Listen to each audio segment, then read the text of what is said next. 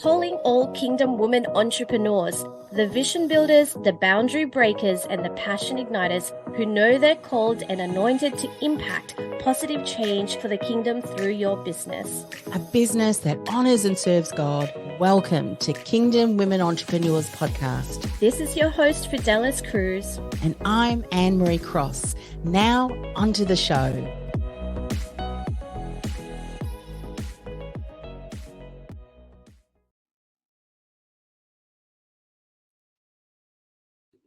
Hello, everyone.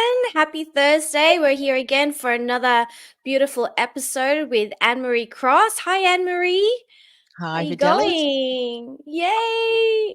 Good. So good. And so today we have a very special session. It's a first one of our Q&A Talkback session. So on this episode, we shine a spotlight on the queries and concerns from our Kingdom Woman Entrepreneurs community. So each session, we tackle your most pressing questions. So we've got one, actually. We did a quick question in our community saying, hey, do you have any concerns, challenges, things that you're going through? Ask us anything, and we've actually received one. So, well, we received a few, but this one stood out, and so we're excited to unpack this for you guys. Are you guys ready? Are you ready, Anne-Marie? Absolutely. What was the question? Awesome. Here we go. So, a question from one of our KWE sisters, Kelly Markey. This is her question. It's quite long, so I'll read it to you. As a business owner, I endeavor to use this scripture as my blueprint. Jesus came to serve and not to be served. I look for opportunities to help humanity, not just make a profit. My recent experience with a Christian business that asked me for financial sponsorship twice, and I assisted both times with financial seed. However, when I reached out for financial sponsorship from the same organization for the very first time, they said they didn't have the capacity. Living this vision with a non-Christian organization, I blessed an author with a project with 100% discount on a project.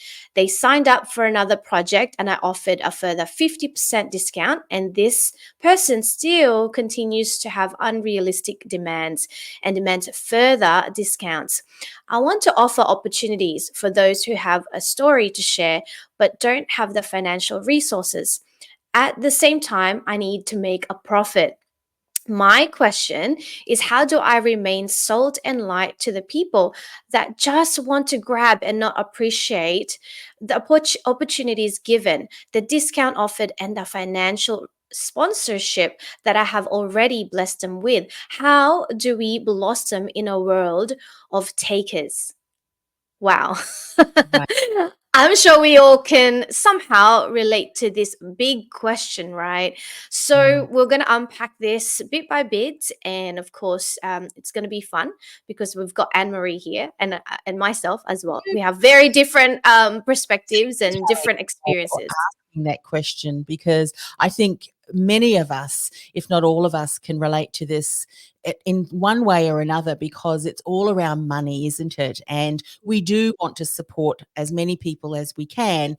And when the topic of money comes up, particularly if people can't afford it, it's lovely to be able to bless someone in that. But as Kelly said, we need to be able to generate a profit. Otherwise, it's going to be very difficult to keep the lights on, so to speak. So shall I jump in with a few things? I mean, we can just spend a whole on this. So one of the first things that I would say to you, Kelly, is that we can really sense your heart in the way that you've approached this. And I think that's wonderful. And, you know, I can we continue to encourage you to have that heart of wanting to give back, wanting to be able to sponsor or provide scholarship to people. But one of the things that I would recommend and really encourage you to do, and I'm sure you've been doing this anyway, but just reinforce that this is important, is to build your business to a degree that you are able to financially offer sponsorships and scholarships, you know, however you want to offer them, alongside you also having a steady flow of income of clients who value what you do and who are able to invest whatever levels that you have to offer products. Because what that does is, you're able to provide scholarships without having to delve into your own pocket. And this can be time too, can't it, Fidelis?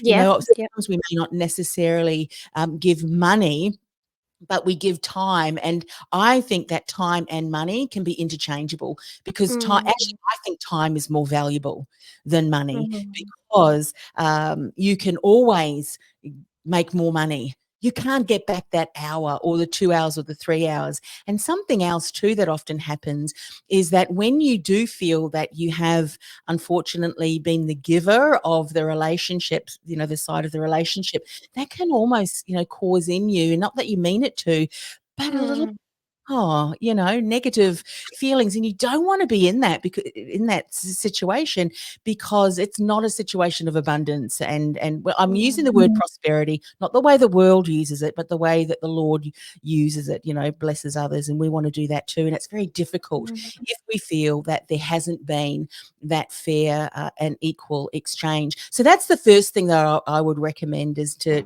really build up the business so that it is profitable for you, and then look at perhaps giving scholarships mm. or sponsorships as they come through. Do you want to unpack anything around that more? Yeah. Wow. Or- Well, you know what, Anne Marie, when I first read this question, the first thing that actually came to me was, flashbacks of my own experiences of, because I'm so generous, I feel like it's just, as Christian entrepreneurs, that's what we want to do. We want to be blessed to be a blessing. And, my mom always says it's more blessed to give than to receive. So at every opportunity, I do want to give something back. I want to add value, and be so generous. But you know what? I think it's the setting the boundaries as well. And as you said, when you've got a business that is very well established, and then you can do, you can, give to the community, that's fantastic. But even as a small business, we still want to give back. And there are many ways, as you said, Anne Marie. But I think what we run into is this word, reciprocity. When we want to give something, of course we give not because we want to receive anything back. That's the first thing. Giving should be joyful. It's like, when we give to someone, it should come with a heart of joy and not with no expectation whatsoever. So first things first, what is our intention when we're giving? When we give, are we expecting something back? If we are, then it's not really, I guess there's nothing wrong with that, but we don't call that in-kind giving. It's more a collaboration and a partnership. So we've got to be clear. Firstly, what is your intention when you're giving? Are you expecting something back? If so, that might be a collaboration, that might be a partnership. And in that sense, we've got to be very, very clear of what is it that is expected. If it's a collaboration, of course, it's got to be a win-win, for myself as a business owner, and for you, someone that I'm giving to. That would have to be something like maybe a written document stating, okay, this is what's expected, this is what I'm going to give, and in exchange, this is what we're going to do together. But it's a win-win. So I think, getting clear on our intention, being clear on communicating on what is expected. And totally, it gave me flashbacks of, oh my goodness, this is me, I would say most of the time, because it does hurt when, let me just say, I'll be really honest, with all intention to give, of course you're sowing in, but you're asking God, when is the reaping going to happen? I think it's that kind of, I'm giving back, and yes, I'm not expecting anything back, Lord, not even anything at all. However, there is this thing, that, which is sowing and reaping. It isn't inevitable that somehow it will happen and it will come back to you, but it's just the waiting. For me, I feel like, oh Lord, when will that happen, and who would it be coming from? So yeah, lots of thoughts in that, but if you were to catch anything in that part there, it's really the intention, and then the communication is the key when it comes to working with someone and giving in this sense. So what do you think, Anne Marie? Love that. And it's so true. I remember one of my mentors, and this is years and years ago, she talked a lot about bartering, because, back in the day when you might not have had even the financial capacity to be able to do Mm. something. We bartered, didn't we? In even Yeah. in the community. But she said then these were the lessons that she shared with me and us as coaches, and would love to impart this, because I think we can all take away this. Because as you said, the topic of money and all of that can get a little bit icky, because, and I'll share a little bit more about one of the money archetypes that I use that can tend to find themselves in situations where they are giving all of the time because it's part of their nature. It's how God created them. Yes. But anyway, the lesson that we learned from my mentor years ago around bartering, and it sort of speaks into what you were saying, Fidel, is if there's not a clear communication and not necessarily a contract or a memorandum of understanding, but something that is documented or at least noted, this is what my part of the relationship is, this is what your part of the relationship is, what are the expectations, what are some of the dates, all of those things, to have those in place to cover both parties. And there's something else that I wanted to share, and this is, I think you mentioned too, Fidelis, and I think this is so important, and this is your mindset. If you Mm. want to bless someone, then bless them, even if Yeah. it means reciprocation at that time, because we know we're not storing our riches here on earth. We are storing our riches in heaven. So the blessing may be your reward in heaven when you finally stand before the throne and the Lord hands out, his blessings through to you, because you've been able to bless people. Of course, if it is to the extent that your business is not able to operate because you're giving too much time away and, not having any income, that would be something that you would want to check in on. But I think that that's really important. If you want to bless people, go ahead and do it. And if you have the mindset of, I'm going to do this because I can and I'm going to be happy about it, then do it. I mean, that is, Mm. I think the mindset around that's going to be really important too. Can I share something about the money archetype before we might want Yes, go for it. to? So I use a body of work, branding with archetypes. I also use money archetypes. And it's really just a set of characteristics around how we deal with money. And one of the money archetypes is nurturer. And the nurturer archetype is just like the word you would assume. They like to nurture, they like to give, they love to support. Support is Mm. all about who they are. But unfortunately, and you said a word earlier, Fidelis, and this is so important, a nurturer's boundaries can often be very shaky. Because if they're asked, oh, can you help me? I really can't afford it, or I've had trouble, or I know I've got that invoice and I'll try and pay it. Can you please give me another? Mm. Unfortunately, leaky boundaries can be to the detriment of the nurturer, because it's quite often difficult for them to say no and to follow up money. And hey, this was an obligation that you said, it feels icky. And so this is just a reminder that chasing money, charging what you're worth for the services that you're given, that reciprocity, whatever that is, in Mm. kind or money, um, chasing up, following up does not mean you are not serving. Yeah. Jesus came to serve, not to be served, but he had boundaries around that. And I think so should we, shouldn't we, Fidelis, that Mm. So good. was contributed or discussed, communicated, then Mm. there's you to chase up that bill or whatever it may be. It's not that you're not reaping and sowing. You're reaping and sowing, all right, because guaranteed that that person will be getting a lot of your expertise and whatever outcome it is that you have invested in their business. So Mm. you still serve So people good. and charge for it and get paid what you're worth for the expertise that you have to offer. Fidelis, what do you think? So good. I mean, for me, it's as you said, it really is stewardship, looking after, the business that God has given you. This is not just a business that came out of nowhere. This is a business that God has put in your heart. Obviously you're building that so that you could be blessed to be a blessing. And that is the whole point. But yeah, to steward that, we need to set clear boundaries. We need to learn to say no. I think we need to be honest with ourselves. Can you actually afford that? Do you actually have the time to do that. If you offer, a service perhaps, or you're doing a pro bono or something free, be honest with yourself. Can you actually do that?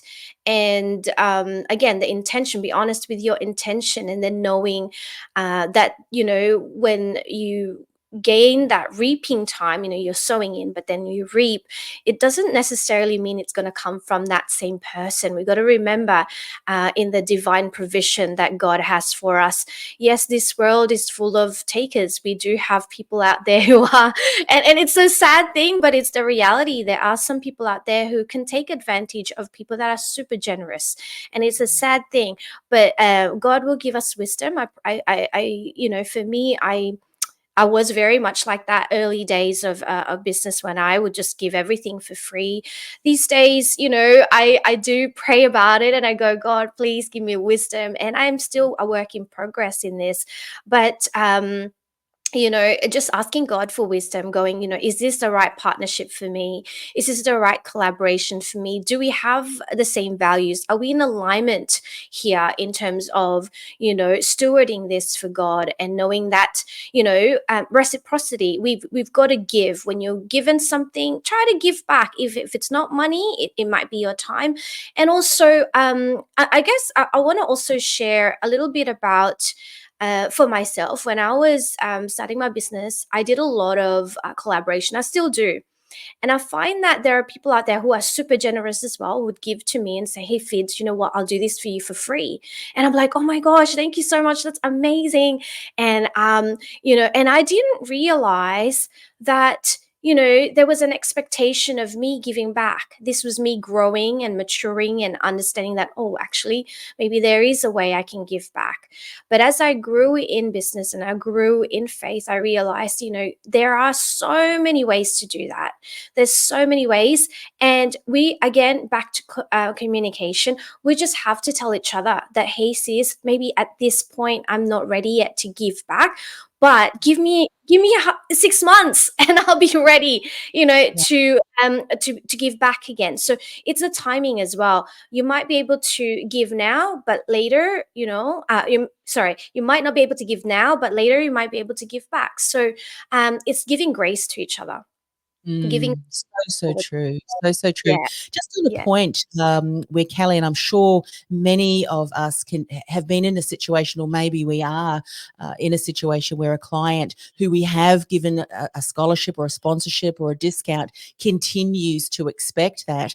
One of the things that you could say as a coach, and I think that Kelly, I'm not sure, I think she helps with books or something, but it doesn't Yes. matter what area, whether you're a coach helping someone with public speaking or whatever it is, you might just, have that conversation. And often it's the conversation we have to have with ourselves is the most difficult, having the confidence and clarity around how do I say that with a level of boldness that just, this is the way it is. And you might say to her, say her name is Sally, for instance. You might say, Sally, it's been a real pleasure supporting you and getting this book launched. And I'm so excited about all the opportunities that this is going to afford you. So I would love to work with you and help you in this next set. And you've asked for a discount. While I've been able to give that discount previously, I'm not in the position to be able to do that. I'm sure you through working with me, you recognize the value that I offer. So I'm sure that working together in this next step is going to generate just as much results. And then leave it at that, because even if, she comes back, it's up to her. And you just hold the boundary, just hold the space, don't say anything. And if it's a no, then it's a no then. And you've just made room for the next person who does value, Mm.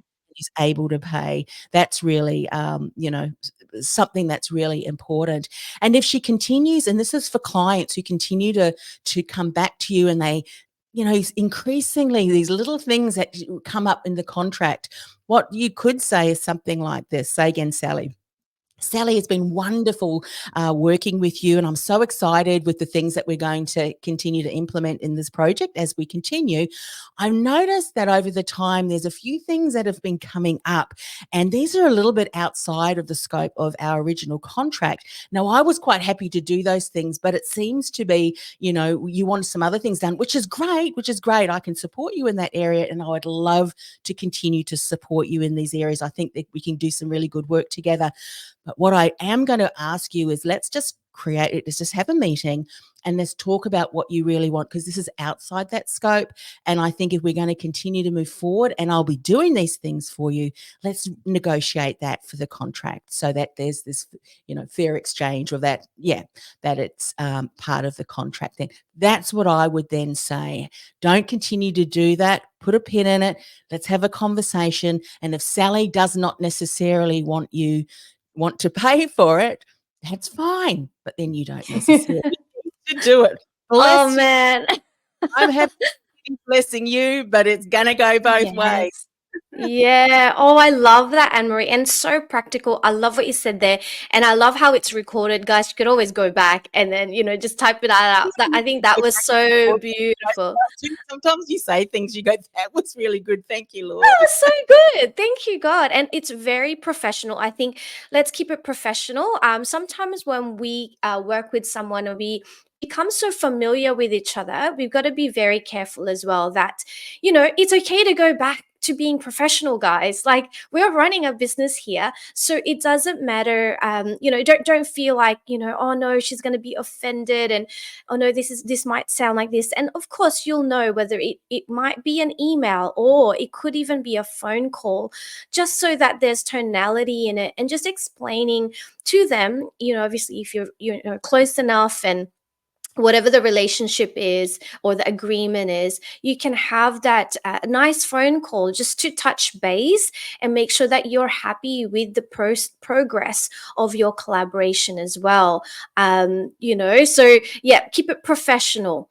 Write that email. If not an email, maybe a phone call, just so there's no misunderstandings and there's really a tonality when you're discussing that. And yeah, I love this, Anne Marie. Like, I think we all need this. So maybe even with those couple of email ideas that you've shared there, it would be nice to have like a little template or something like that with KWE. Transcribed. Yeah. We can get transcribed and we can Yeah. something else as you were sharing that. Sometimes someone will come back to you, and she or he may say something, and look, hold your ground, because how they respond is not reflecting on who you are, but exactly who they are and where they So are in true. their life. And I think sometimes as Christians, particularly, we feel obligated. And it's like, I don't want that person to feel like that. I don't want to be. Mm.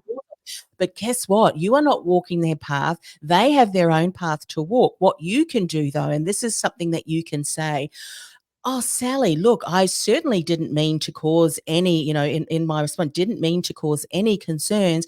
But I do need to say that, look, I would not be the coach that I am if I continued to offer you discounts and so forth, because that is impacting my business.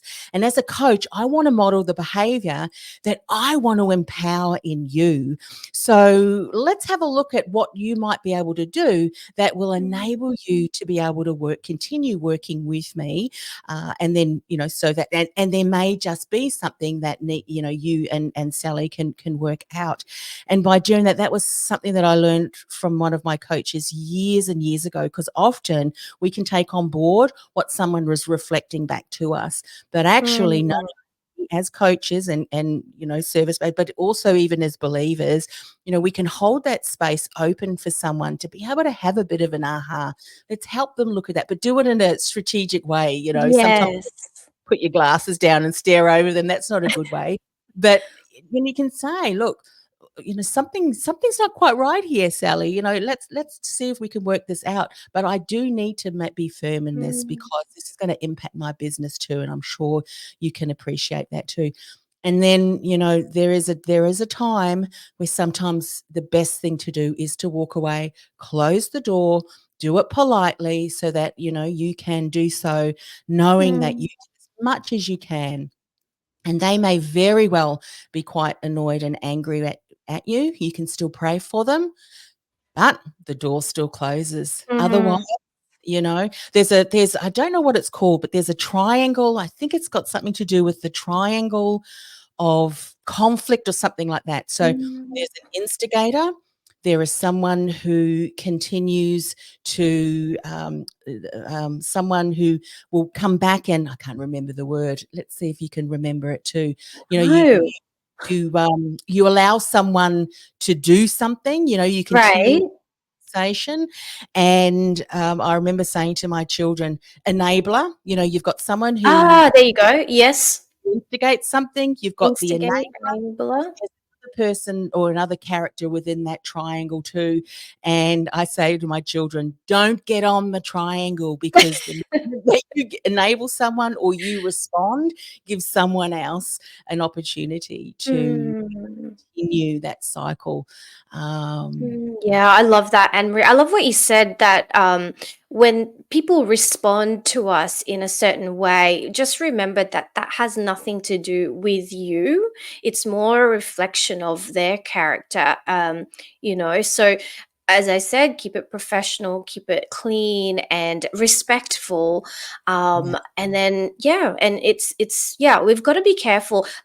Before I go on, I've got a few things to share here, but I just don't want to forget to say hello to Kelly, who is tuning in, Mary Bacon while she's driving. Who else is here? And Gushiv is here, and Annie Bell is here. Thank you so much for being here, guys. If you've got questions for us when we have this Q&A, please send them over, because we want to unpack them together and have this conversation with you. Also, if you do have some points about today's topic, comment and let us know. What are your thoughts? What do you think? What would you do if you were in this situation? What do you think about reciprocity and all of these things? Would love to hear your thoughts. One thing I wanted to share also was, sometimes there was a point where I actually kind of felt a bit burnt out with all this giving, Anne Marie. With being so generous, Oh, you can't. Yeah, you do. Archetype too, I wonder, for Yeah, Dele. yeah. So I kind of feel like, sometimes I do, because I get so excited and I love seeing people win. And I don't even care if they're doing more than what I am doing or even beyond what I just want to give and see them win. But sometimes I feel a bit like, I get a bit tired. Like sometimes, like, when is it going to be my turn kind of feeling? So I have a bit of like, I just want to share one of the things I've tried to do is to make sure that I have time with God and really filled my cup, because that's, when we give it again, that word overflow, it comes from a place of overflow. I know that, with the world where people can sometimes take, you can feel sometimes a bit of bitterness or a bit of, oh, like that's a bit painful, like, and then you never see them again. They'll work with you, they'll do a project with you, and you'd have this good relationship. Once they have what they needed, they kind of leave you, and I'm kind of like, what? Like, that's so painful. And so Mm. for me, it's really aligning myself with God and going, Lord, you are my ultimate source and you're my ultimate provider, that regardless whether this person gives or not, that's not going to take away from what you have for me. Like a really, really big reminder that, Lord, I have that capacity for you, what you have to give me. And I don't need to be bitter. I don't need to feel disappointed. Yeah, well, it is disappointing, let's be real. But let's offer that disappointment to God, and God, I'm disappointed with this. It didn't turn out the way I thought it would, but I'm going to give that disappointment to you. And I know, God, that you're going to return this to me. And you know what? Most of the time, Anne Marie, it comes back double fold.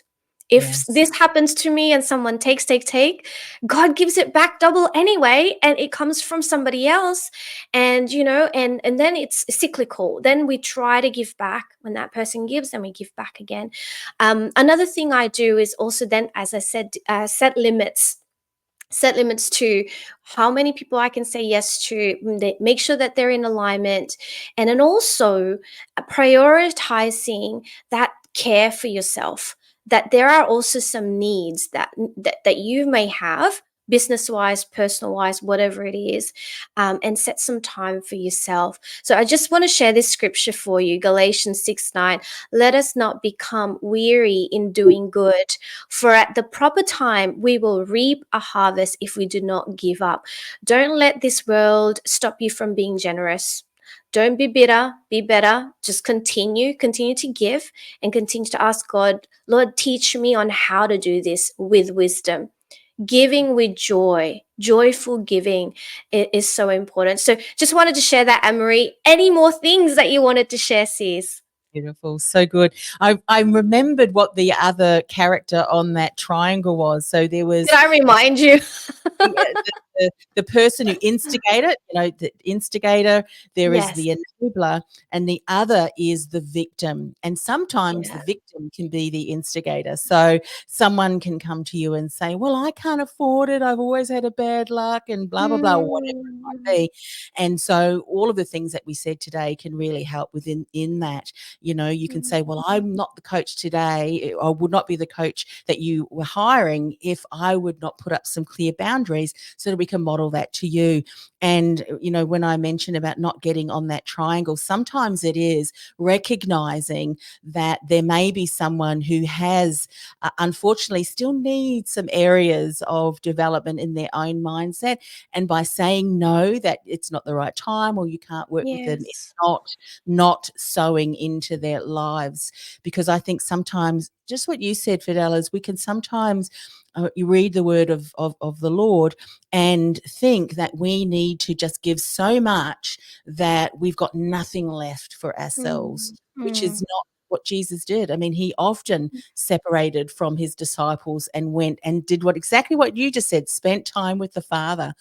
Time, I think, particularly for a lot of us women, we find it Mm. to say no. We think we need to be at all places and all things. Or sometimes we can feel really guilty, when someone tries to help us because we think, I really should be doing this, or other people. Yes. I mean, so many different things, Yeah. that we can go around time and money. I think often they fit in the same Mm. category. Mm. But yeah, I mean, Mm. I've loved this conversation. We could probably It's talk about so this. good. I don't even want to finish up, but it just reminds me, Anne Marie. I just want to say our KWE community has been super generous. We have the most generous women here, and I know that when we give with clear intentions and with pure love and joy. And I just want to say thank you to everybody. I want to take this opportunity to just thank you for sewing into our community. And you know what? I, as much as possible, really want to give back. The love and the support that you give to me and to Anne Marie, we want to give it back, right? But sometimes I'm like, Lord, I don't have the monetary finance to give back. But guys, I just want to say thank you and I bless you. I pray that God will, bless you hundredfold for the many things that you've sown into this community. This is our community, so again, I guess we're wrapping up. Don't give up. Continue to give, continue to be generous. And there's a lot of beautiful practical strategies Anne Marie just shared here in terms of partnership and collaboration. But I just want to close with a couple of scriptures. Anne Marie, is that okay? um Two scriptures for us as we end. 2 Corinthians 9:7. Each of you should give what you have decided in your heart to give, not reluctantly or under compulsion, for God loves a cheerful giver. Yes, we know this one is, pertaining to your tithes and offering, maybe giving back to the body of Christ. But, he loves a cheerful giver, and that's the way he's created us. Luke 6:38. Give and it will be given to you, a good measure, pressed down, shaken together, and running over will be poured into your lap. For with the measure you use, it will be measured to you. So, couple of scriptures to just ponder on and just think about as we continue to be generous in this season. And any last tips or encouraging words you want to share before we Yeah. head out? I mean, obviously, we mentioned that we're going to be doing Q&As regularly. So if someone has a question that they think, I would have loved for Fidelis or Anne-Marie to have answered that, we're going to do this again next month as well. So Yes. question below, or keep an eye out, because your team will be putting a graphic within the KWE community to say we've got another Q&A coming up. Leave your questions there, and so we would love to do that. There's one thing that I would love to end with around this particular topic, and I love that Mary said that she was praying earlier while driving. She said, so funny, I needed to hear that word today. I'm disappointed, Lord. Thanks, as she said. So thanks, Fidelis. And that is around the area of disappointment. And I know myself through different disappointments, and I have had plenty. I'm sure if we were all to share our disappointment stories, there would be like reams and reams of paper. But I love disappointments. Here's why: because there's a bounce back. You can learn so much from your disappointments. But often what the enemy will try and do is use those disappointments to create a little bit of a trigger in you, to the point where you feel, ugh, when you're thinking about that. So you try to avoid similar situations. But what we often do is we tend to attract them, because they're just unresolved, unhealed disappointment and discouragement. So I think what Fidelis was saying is so important. Bring it to prayer. What happened to you, or the actions or behavior that this other person or other persons in your life has done, pretty crappy, if I can use that term. And so, you need to somehow ask the Lord to heal from that. Not that you're forgetting it, but you're forgiving it, so that you release that emotional tie around that. Yeah. Because often when we carry that festering thing, it can make it very difficult for us to put clear boundaries around that. So that's what I would tend to end with. If there has been disappointment and discouragement and even failure around that, spend some time with the Lord to ask for healing, because it's going to be very difficult to move forward if that hasn't been unresolved. So I would continue. But there's always hope on the other side. If you've asked the Lord for healing and restoration, he will give it to you, and the learnings you'll be able to take from that moving forward will become foundations that you can step up the next step and the next step and the next step. I guarantee it. So good. Love it, Anne-Marie. Love it, guys. Thank you so much for being here with us again. We'll see you in our next episode. Again, make sure you pop your Q&A here. And if there's anything else, any topics that you'd like us to cover, let us know. Thank you, guys. Have a lovely, lovely rest of your week. Bye. Bye. Thanks for listening. We hope you've been encouraged by today's message. If you'd like to find out more about how you can work with a Christian business coach and to grow your business and be part of our free KWE community, go to kingdomwomanentrepreneurs.com. And if you'd like to learn more about how to start a kingdom-focused podcast so you can build your visibility and impact in a much bigger way, go to podcastingwithpurpose.com/kingdom podcast. And we would love you to leave some feedback over on our Apple Podcast channel. We'd really appreciate it.